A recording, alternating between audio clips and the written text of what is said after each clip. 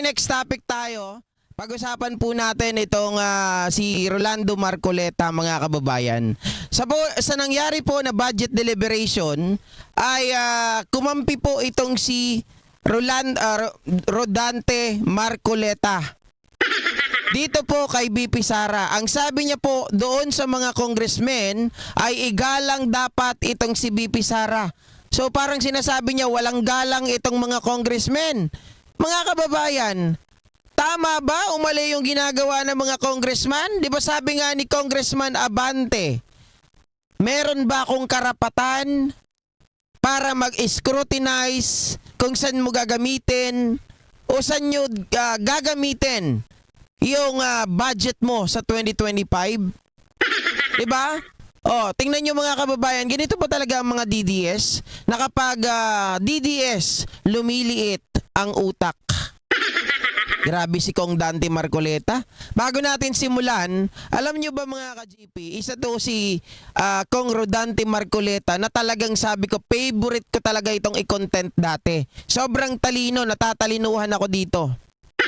Pero pag usapang Duterte, aba, mga kababayan, lumalabas ang kulay ni Rodante Marcoleta. Halaka. Mabuti na nga lang kamo at hindi po ito nanalo sapagkat sigurado sakit ito ng ulo.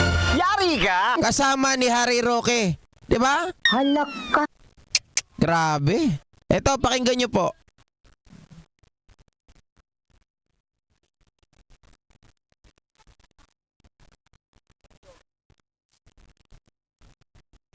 Pakinggan nyo.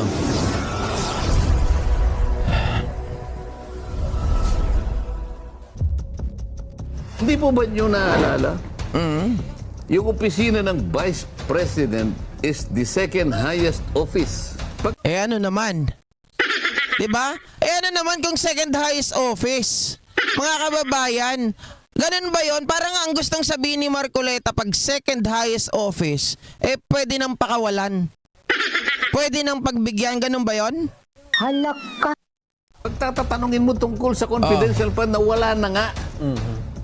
Nandun na nga sa pangangalaga ng COA yan. Kung nasaan man yan, pinagtatalunan na, inaanalisa na. Ngayon, dito pa rin tayo. Labis nga ang pagkadismaya ni Diba? Congressman Rodante Marcoleta sa kanyang kasamahan sa Kongreso dahil sa kawalan nila ng galang sa pangalawang pinakamataas na may posisyon ng bansa na si Vice President. Pinupunto ng Clear, trapo ang Congress. panghihingi ko, wala naman akong confidential intelligence fund sa Sa ngayon. 2025 na budget na hinihingi So, namin. sinasabi niya, bakit niyo po binabalik-balikan? Iyon, Ganun ba bakit niya sinasabi niya? binabalik-balikan nyo na inalis na nga po namin yun wala na nga po ngayon yan.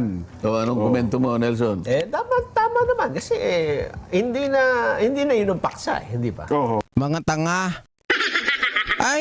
Anong hindi yun ang paksa? Mga kababayan, maliwanag na sinasabi po ng guidelines ng budget deliberation, pwede nilang ipagdugtong-dugtong. Ito tatandaan natin, mga kababayan. Pwede na kahit wala na yan sa budget, kung inalis man yan, hindi na nabigyan ng 2024. Pero mga kababayan, yung confidential funds is connected pa rin sa kasalukuyan. Bakit? Bakit ko nasabi? Kasi hindi naman lahat yan nauubos. Hindi naman lahat yan ay nagagastos. So, meron pa ring allocation na pera kahit na 2023 budget. Hindi yan nauubos ng 2023 lang. Meron pa rin yung iba nag-e-exist sa 2024. Now, kung meron pang natitira, kagaya po ng sinasabi, na 73 million. So, ibig sabihin, mga kababayan, pinababalik nga yun ng COA. Diba sabi, ibalik ng, sabi kay BP Sara, ibalik nyo yan, sabi ng COA. Ngayon, dahil sobra nga ng 73 pero walang napuntahan, hindi po ibinalik. Bakit ka kung ang budget dati ng 2024, mga kababayan, ay tawag dito 1.9 billion, tapos ngayon 2025 ay merong 2 billion. Kung may sobra na 75 million doon, well, dapat hindi ka manghihingi ng sobra-sobra. Dapat manghingi ka ng mas mababa doon sa dati mo. Tama ba? Kasi sobra ka nga ng 73 million eh. Kaya nga pinababalik sa inyo ito eh. Tapos gusto mo manghingi ng mas malaki? Eh pinapadepend lang naman sa'yo. Bakit ka nanghihingi ng mas malaking budget? Samantalang may sobra pa nga kayo. Although sabi ng iba, oy hindi po magkarugtong yung 73 million na sinasabi mo sa 1.9 billion na budget at 2 point something billion na budget. Opo, tama po kayo. Hindi po yun magkarugtong. But my analogy is, mga kababayan, you can actually use that particular money or that remaining money para hindi na po humingi ng karagdagan from 1.9 billion to 2 point something billion. So dapat magdeduct tayo. 'Di ba? Pero mga kababayan, ikaw bilang isang second highest office, sabi nga ni Rodante Marcoleta, is it, mga kababayan, yung ginawa ba ni BP Sara ay talagang nararapat?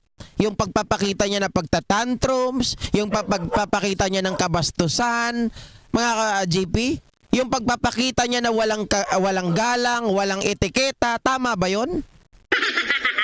Mali 'yon, 'di ba? Alam natin na ikaw ang nakikiusap. Alam natin na ikaw ang nangangailangan.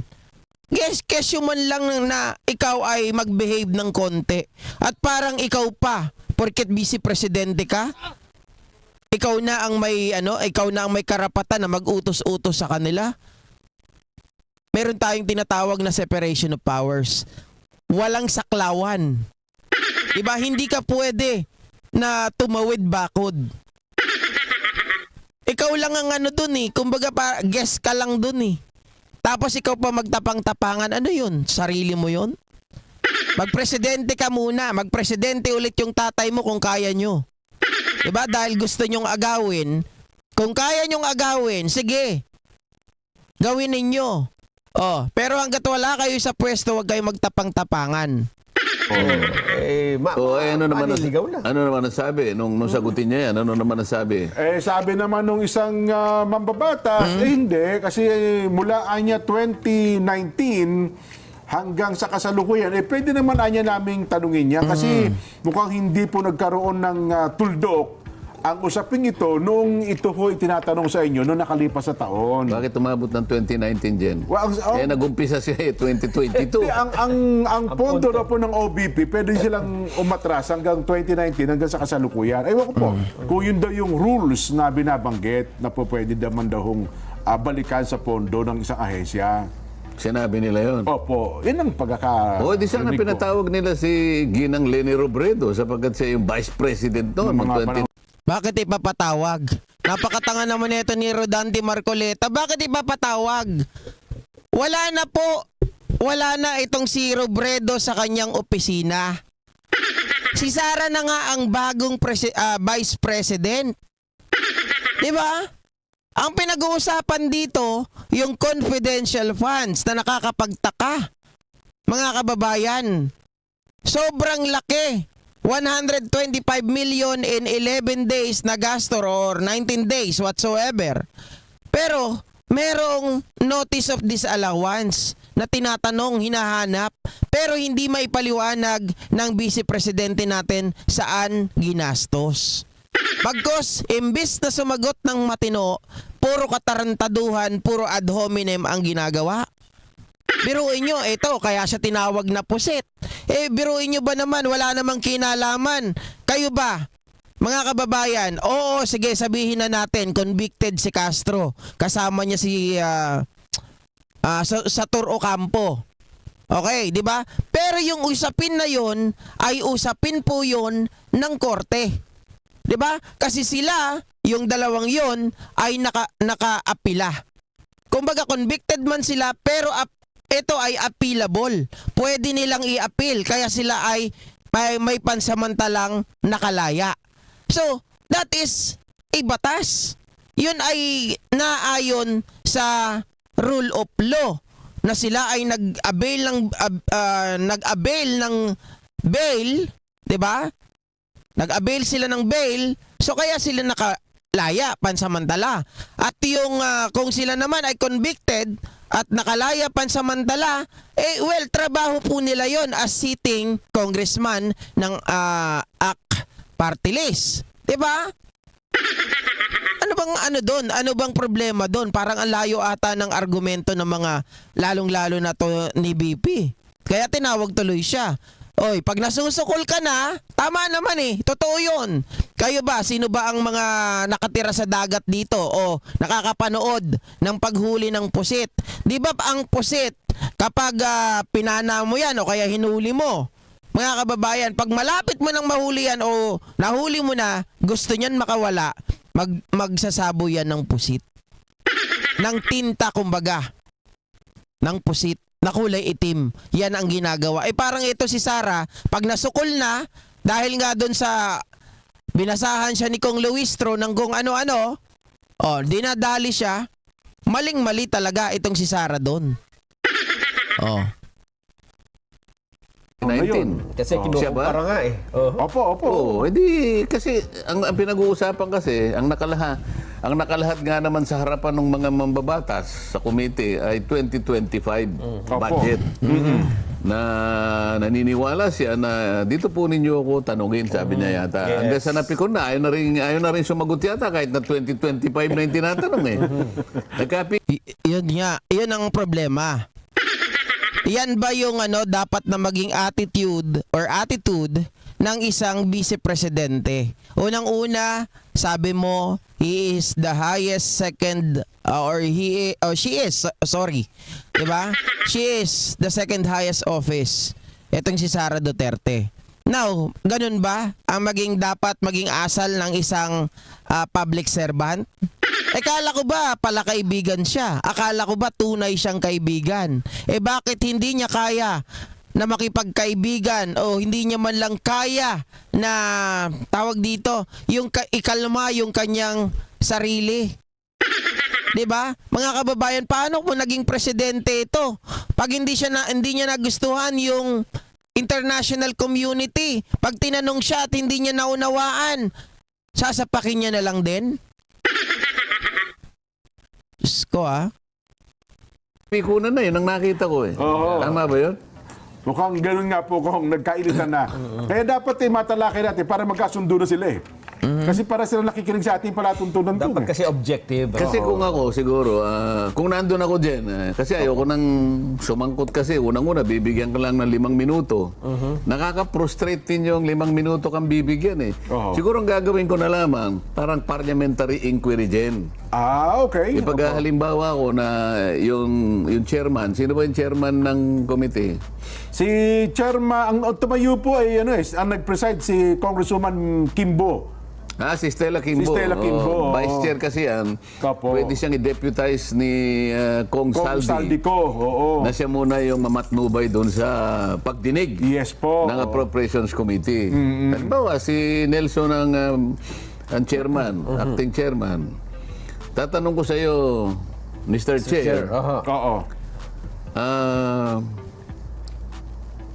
ano po ba yung hindi po ba natin inaalala yung tinatawag po nating tradisyon dito sa ating institusyon sa mababang kapulungan?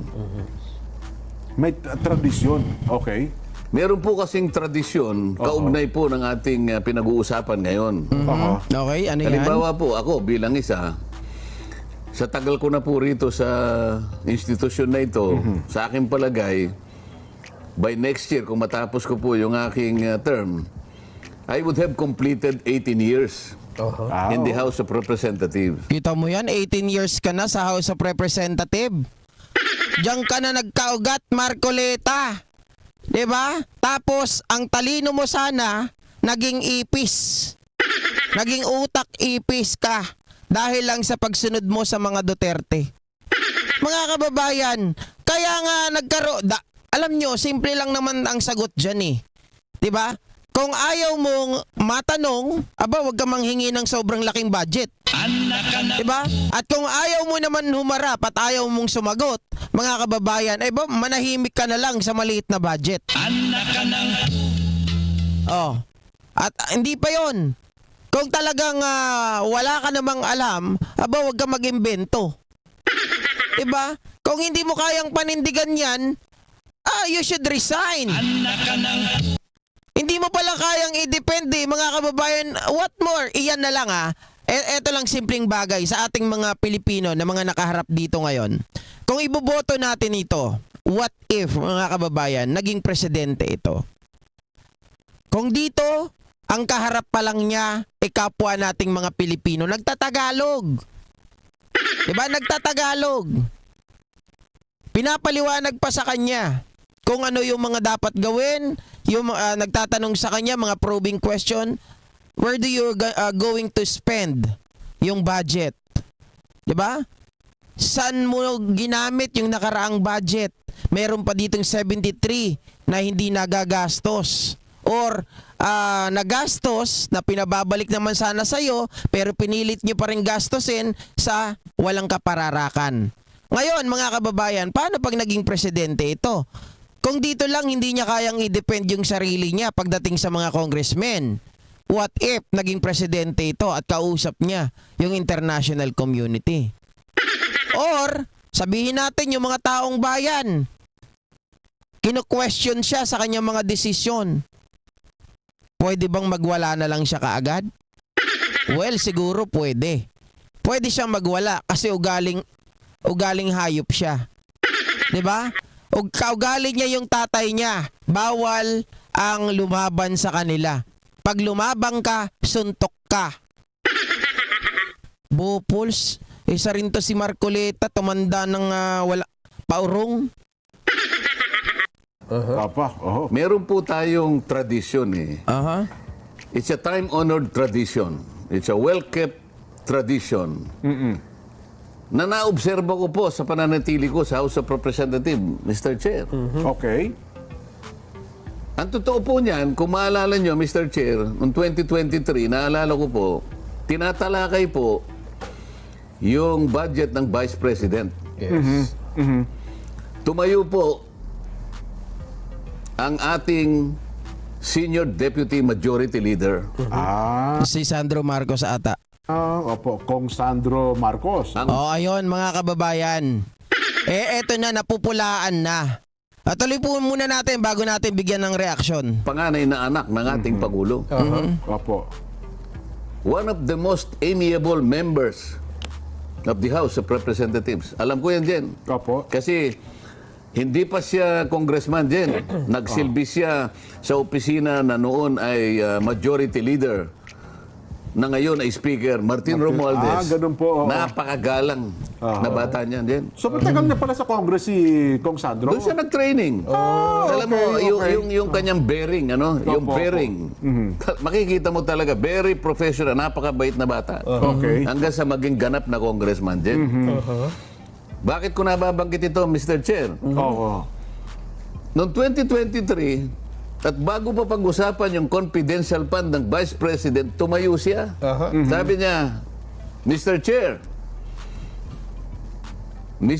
sabi niya, Oho. I am invoking, sabi niya, the long time and the time-honored tradition Okay. that the office of the in processing the budget of the Vice President, Opo. there are no questions being asked, sabi niya. So, wala na itatanong. And because of that, Madam Chair, Mr. Chair, Oo. wala na nagtanong. Wala na. In 10 to 15 minutes na approve po. Okay, pag-usapan natin yan, mga ka-GP.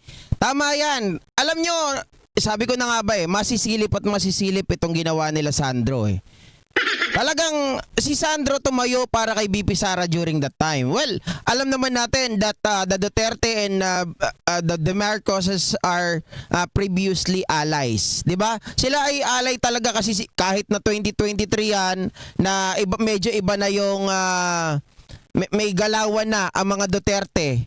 Pero nananatili si Pangulong Bongbong Marcos nakakampi ng mga Duterte.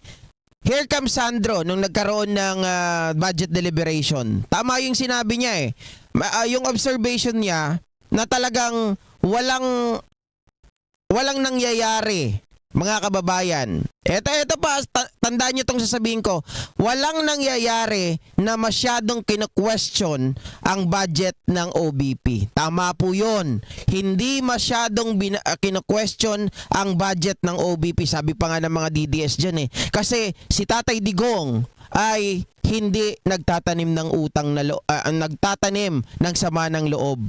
Yari ka! Totoo daw, sabi nila. Halak ka! Okay, sabi ni Sandro, hindi tinatanong, hindi kino-question ang budget ng OBP. Tama. Pero, yun yung panahon nang wala pang issue tungkol sa notice of disallowance. Yari ka! Tama ba ako, mga kababayan? That was the time, the first time in history, di ba, na wala pa pong confidential funds. Hindi pa nalalaman ang problema doon sa confidential funds. Yari! O sabihin natin, mali ka naman GP, may confidential funds na oo, okay, tama kayo. May confidential funds na noon. Pero hindi pa po nasisilip at hindi pa nabubulatlat ang problema ng confidential funds na ginastos lang within 11 days. Yari ka! At yung 73 million pala doon, mga kababayan, pinababalik ng COA. Pero etong Office of the Vice President, hindi po yun ibinalik. Bagkos ginastos po ito na hindi po aligned kung saan-saan lamang ito ginastos. Halak ka! Diba? So, maliwanag mga kababayan, natural. Magtanggol ni Sandro kasi kakampi pa nila noon. Pangalawa, wala pang nakikita na problema during that time when it regards to the confidential funds. But, diba, moving forward, now is 2024, hindi na po 2022, hindi 2023. Natural, meron na tayong nalalaman na 73 million, may notice of disallowance. Diba? At yung the rest, ginastos pa nga sa planting of trees, libreng sakay, feeding program, na hindi rin align sa confidential funds. So therefore, mga kababayan, dyan na open yung public scrutiny. Tayo ba papayag? Papayag ba ang mga congressmen na ipapasa na lang nila ulit yung budget ng OBP na hindi man lang sila nakakuha ng tamang sagot, where are you going to spend that big money, 'di ba? Halak ka! And perhaps meron pa kayong problema diyan sa COA. Ganun lang, simple lang naman 'yun eh. Anong sinasabi nito ni Marcoleta? Yari ka! Wala na mga kababayan. Talagang nasunog na ata ang utak ng matandang ito. 18 years ka dyan sa Congress, hindi mo man lang naisip yun. Attorney ka pa naman. Yari ka! Hangang-hanga ang lahat ng mga naririto dati sa'yo. Pero ngayon, wala na. Halak ka! Mabuti hindi ka nanalo. Ang budget ng Vice President. Oho. Ito ang tanong, Mr. Chair. Kung ito po ay... O, tingnan nyo. Agree kayo, di ba? Made sense. Then, not now. Correct. Mga kababayan, dati yun, wala pang problema eh. Hindi pa umuusbong, wala pang nakakalkal. Pero ngayon, marami nang nakalkal. Yari ka! Alam nga naman ang kakalkalin natin dito during that time. Let's say, ganito ha, nagkaroon ng budget deliberation 2023. Nagkaroon ng confidential funds. Alam nga naman ang tanungin nila, yung budget ni Leni Robredo. Yari ka! Natural hindi. 'Di ba? So walang tatanungin, wala pang problema. Nung time na 'yon, sa pinaano na lang, 15 minutes natapos na. Ibinigay na yung pagkakataon kay Sara. Sige, sa'yo na 'yan. Oh, gamitin mo sa tama. Nung hindi pala ginamit sa tama. Yari ka! Si Sara pala ang may tama. Halak ka! 'Di ba? Natural tatanungin mo 'yun. Itinaguyod natin sa mahabang panahon. Alam mo, pagka-tradition po ito, parang it was set in stone. Yes. Oho. Hindi basta-basta nawawala ito eh. Pinangangalagaan ito, nirirespeto. Tama ka naman, Marcoleta. Yari ka! Ito ay set, ano ang tawag niya doon? Set stone. Ano, tama ba 'yon? Konti ko lang medyo nawala ako. Sa mahabang panahon. Alam mo, pagka-tradition po ito, parang it was set in stone. Ayun. Sinulat sa bato, mga kababayan. Set in stone. 'Di ba? So, tradition na daw. Parang Moises, no? Yung Ten Commandments, set in stone. Sinulat na sa bato. Mga kababayan, nung panahon yun, nang wala pang problema sa confidential funds. Yari ka! Ikaw naman talaga, Marcoleta, ginagawa mo kaming bobo Ginagawa mo kaming tanga ka Yari ka! Yes. Oho. Hindi basta-basta nawawala ito Pinangangalagaan ito, nirirespeto ang isang well-kept tradition. So, Mr. So, ibig sabihin, Marcoleta, kapag may mali na, kapag may problema na nakikita nyo harap-harapan, dahil well-kept tradition, pakakawalan na lang. Ganun ba yon? Yari ka! Parang gustong sabihin ni Marcoleta, mga ka-JP, well-kept tradition na yan. So, yan na yun nangyayari talaga, kalakaran na. Panatilihin natin. Huwag na natin patagalin, pagbigyan nyo na. Ganun ba yon? Halak ka! Eleanor Ursula, tinayo sa bato. Sir JP. Gusto ko sinulat sa bato. Di ba? Kasi sabi niya kasi, basta yun na nga. Hindi, ang pagkakaintindi ko, sinulat. Kasi kung tinayo lang sa bato, mga kababayan, pag ang bato natibag, at hindi mo naman sinulat yun, paano matatandaan yun? So, it was written, ang pagkakaintindi ko. Di ba? Kasi nga, tradition na.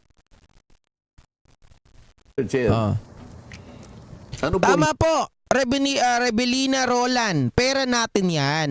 So, ang mga tao na nag-aabang noon, tayo, nanonood tayo, di ba? Maghapon, magdamag.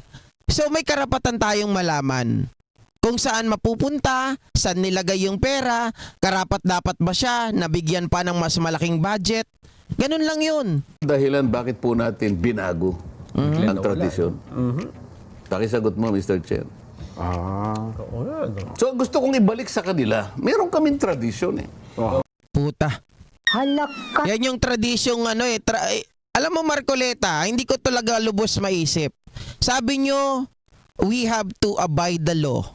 We have to follow the rules. We have to follow what is written in the Constitution. Yari! Yes, indeed. Na meron na po kayo na sinasabi ninyo na yan ay written in the stone. 'Di ba? But yan ay traditional na or tradition na dyan sa Congress. But it is, do you think it is relevant to compare, mga kababayan? Tingin nyo ba dapat itong ikumpara doon sa nakaraan na wala namang problema? Na wala namang nakikita? Kasi kay Lenny, tingin ko correct me if I'm wrong. Diba? Wala namang nakitang problema. Or kung may problema, it should be Lenny, the one who are going to ask. But then again, that time, during the interpolation, wala na po si Lenny, yung 2023 interpolation kay Sara Duterte. At etong si Sandro, pinatayan pa nga ng mic itong mga Makabayan Black. So, sige, sabi ko, hindi ko yan i-content kasi magalang na bata, napakagaling, matalino, mabait, naging bastos nung time na yun. Hindi ko yan kinontent si Sandro Marcos. Ang hirap nun ipagtanggol.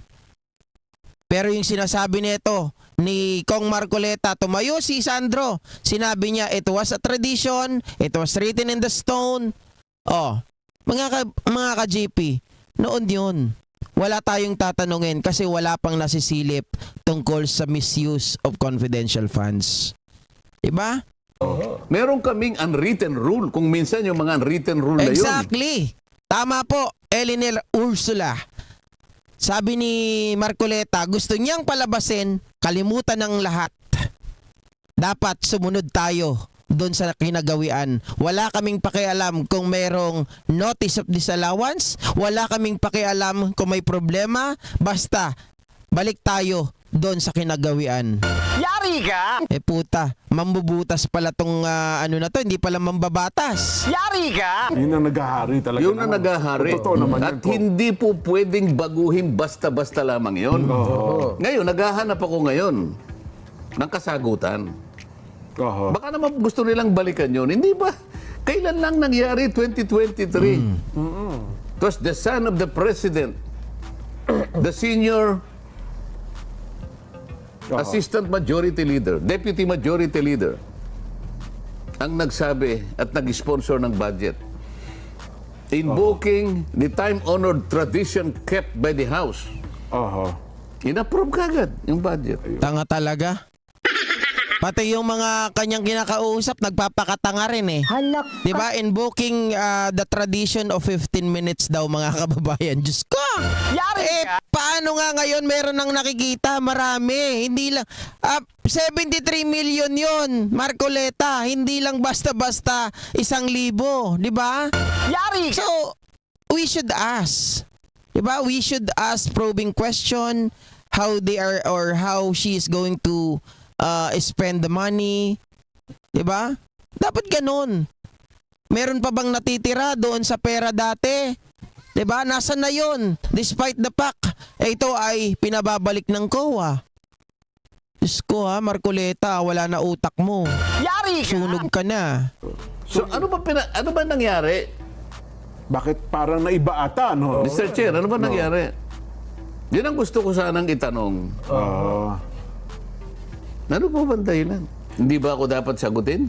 Tama, Nonoy. Walang problema noon, di ba? Noong time na yon, kasi wala pa, hindi pa nakikita. Yari. Wala pa talagang problema. First time ata yun eh. Tapos ngayon, may magnanakaw na. Yari. Literal, magnanakaw. Pinababalik ng COA yung 73 million. Ginastos pa rin. Di pag nanakaw yun. Ako, peacemaker ako din. Oh. Baka naman gusto nyong balikan po yun. Hindi po ba nyo naaalala? Yung opisina ng Vice President is the second highest office. Nabaliw na to si Marcoleta. Nagpatalastas pa. Sinabayan pa ako ng patalastas. Ano na, Marcoleta? Ano na, salita ka na. Tapos na yung commercial, di ka pa nagsasalita dyan. Halaka. As indicated by the Constitution. So, tingnan nyo yung uri ng pagtatanong. Kung paano tanungin. Kaya kung nga paano po, tanong-tanong. mukhang, Pagkatapos, ito pa, meron pa akong itatanong eh. Puro, ano na lang ako, puro parliamentary inquiry. opo. Wala po tayong sinasaydan dito kung alin ang tama o kung sino yung mali. Oy, wala daw siyang sinasaydan. Anak ka ng tinapa, ang liwaliwanag na nakaside ka kay Sarah eh. Yari ka. Di ba? Ang liwanag nun. Huwag mo nga kaming gawing tanga ka. Diyos ko ka.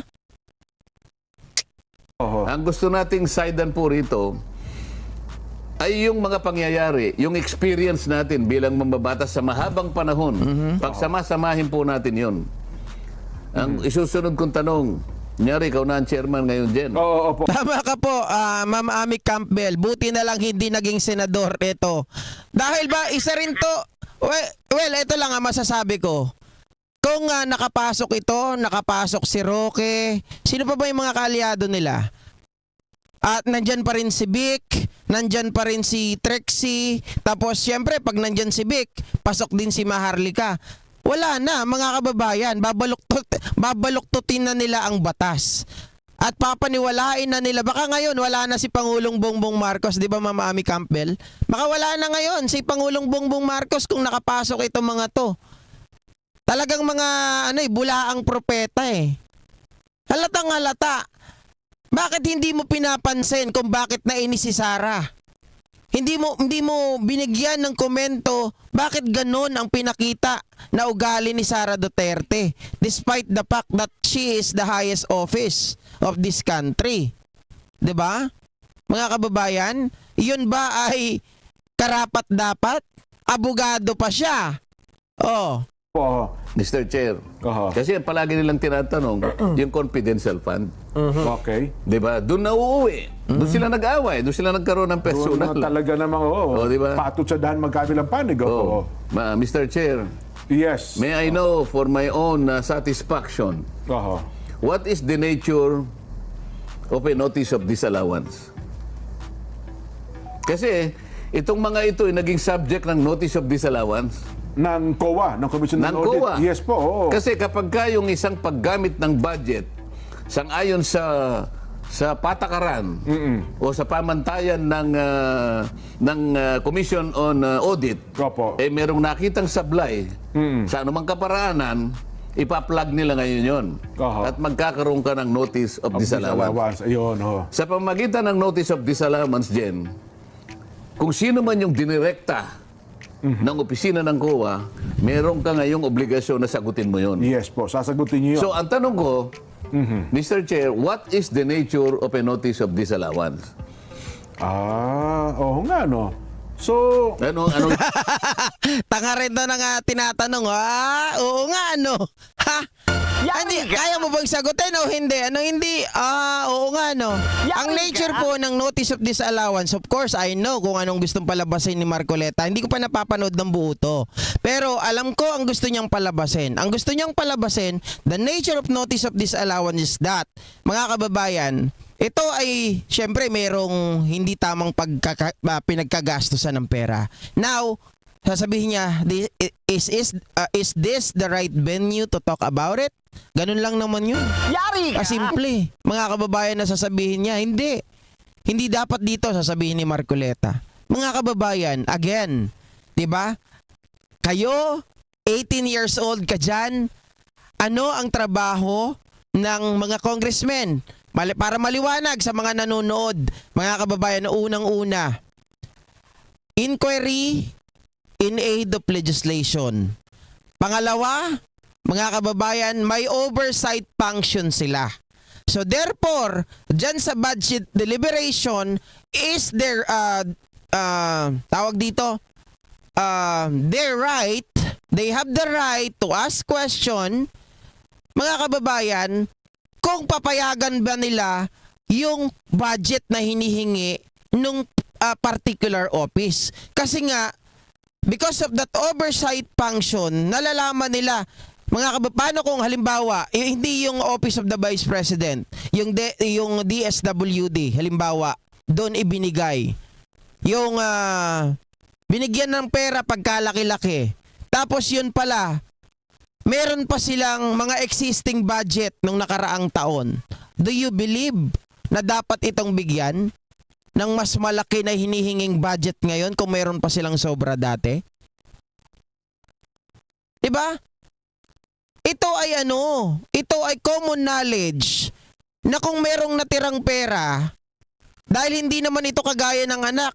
O anak, bigyan kita ng 100, pasok ka, tapos may natira kang pera. Anak, bibigyan ulit kita ng 50 na lang kasi meron ka pang 50. Hindi pwedeng ganon. Kasi sa anak natin, nasanay na sila na ganyan. Hindi pwedeng sunurin natin yon. Dito sa bagay na to, pagdating sa Congress, mga kababayan, mahalaga ang bawat piso. So dapat, kapag may sobra, at hindi mo naman nagastos, natural.